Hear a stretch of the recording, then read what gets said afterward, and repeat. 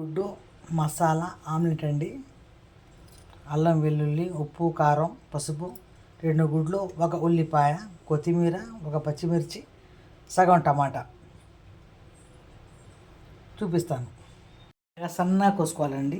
ఉల్లిపాయలు కొత్తిమీర టమాటాలు పచ్చిమిరకాయలు కొంచెం కష్టపడితే రుచి చాలా బాగుంటుందండి.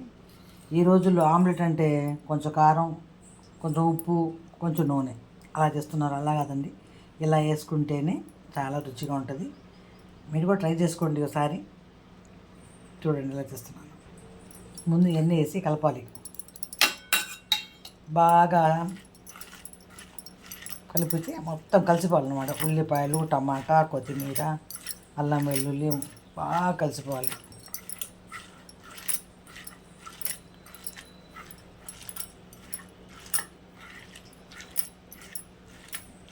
ఇలా కలిసిన తర్వాత గుడ్లు వేసుకోవాలి. ఇలా కలపాలండి బాగా. గుడ్డు బాగా కలిసిపోవాలి. ఉల్లిపాయలు టమాటా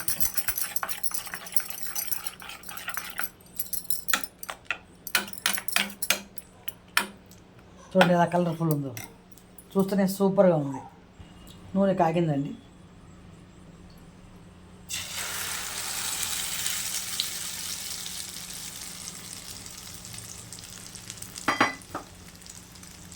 కోడిగుడ్డు రెడీ అయిపోతుంది. ఆమ్లెట్ మసాలా ఉల్లిపాయ కోడిగుడ్డు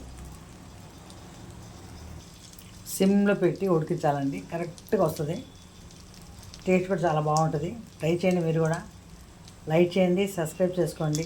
నా వీడియోస్ కోసం నాకు సపోర్ట్ చేయండి. 5 నిమిషాలు మాది కావాలంటే మేము హాయిగా టేస్ట్గా చేసుకొచ్చింది. హడాహుడి అంటారా, అది బాగుండదు. ఉడికిపోయిందండి ఆమ్లెట్. ఇప్పుడు తిప్పుదాం. సూపర్ అండి. ఎలా వచ్చింది చూడండి, చాలా బాగా వచ్చింది. Omelette ready. ఉల్లిపాయ మసాలా వేసి గుడ్ మసాలా ఆమ్లెట్ రెడీ అండి. ఈ బ్రెడ్ కూడా చాలా బాగుంటుంది. బ్రెడ్ తినొచ్చు, అన్నంలో తినొచ్చు, రొట్టెలు తినొచ్చు, మీ ఇష్టం ఎలాగైనా తినొచ్చు. చాలా ఈజీ ప్రాసెస్ అండి. నేను అన్నీ ఇలాగే చూపిస్తాను అందరికీ. చాలా ఈజీ అనేవి. లైక్ చేయండి, సబ్స్క్రైబ్ చేసుకోండి.